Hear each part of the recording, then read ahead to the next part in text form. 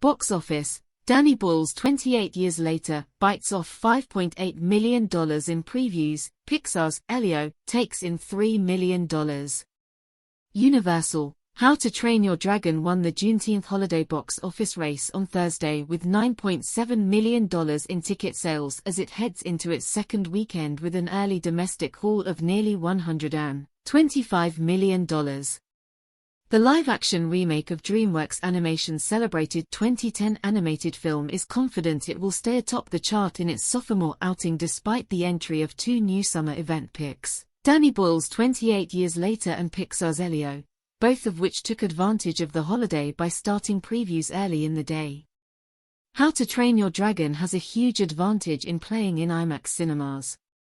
Boyle's zombie sequel, from Sony, is reporting a preview gross of $5.8 million, enough to place second on Thursday. At least unofficially, previews grosses are ultimately folded into the opening day gross, or in this instance, Friday's haul.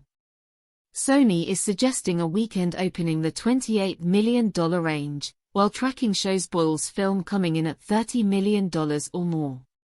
Others think it could scare up as much as $40 million to $45 million. So far, however, 28 Years Later isn't going over so well with audiences despite glowing reviews. Presently, the Rotten Tomatoes critic score is 92%, while the audience score is only 69%. 28 Years Later, the first in a planned trilogy, reunites Boyle with writer Alex Garland 25 years after 28 Days hit big screen and became a cult classic. Jodie Comer, Aaron Taylor-Johnson, Jack O'Connell, Alfie Williams and Ralph Fiennes star in The Pick, which is set nearly 3 decades after the events of the first film. Elio, an original film about a young boy whose wish to travel to outer space and interact with aliens comes true, earned $3 million from Thursday previews and select special access Wednesday screenings.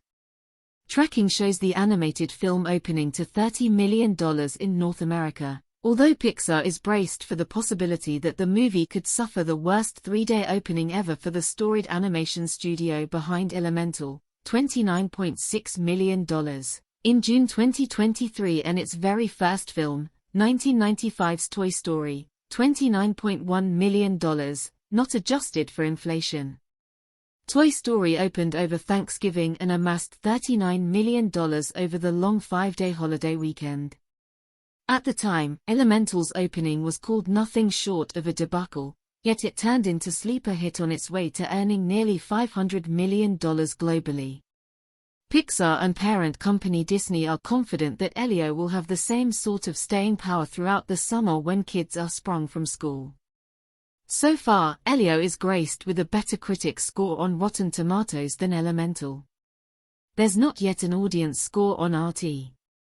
Pixar has been struggling to find its footing in a world where original animated stories don't open to the heights they once did, think north of $70 million, in the post-pandemic world.